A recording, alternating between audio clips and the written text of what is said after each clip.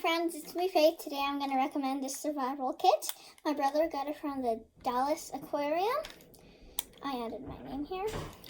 Well, from the Dallas Aquarium, he just gave it to me.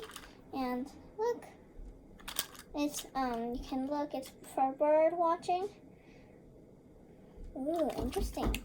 And I have, it's a magnifying glass, a small one, and then a big one. Interesting, look. Ooh. There's a compass, points north, and then a mirror. Looking good, I know. Well, yeah, so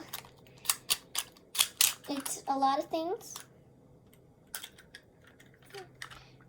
You could put your stuff on here, but that's not what it's made for. It'll probably break it. Okay. Let's see what I look like this when I put it here.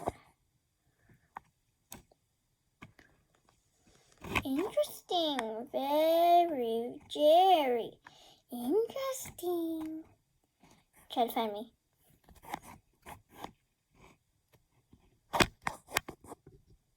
Oh no, you found me. No! Well, yeah. Okay, let's try to find me with this big one. This one's probably easiest. Hey, that's not fair. You guys cheated.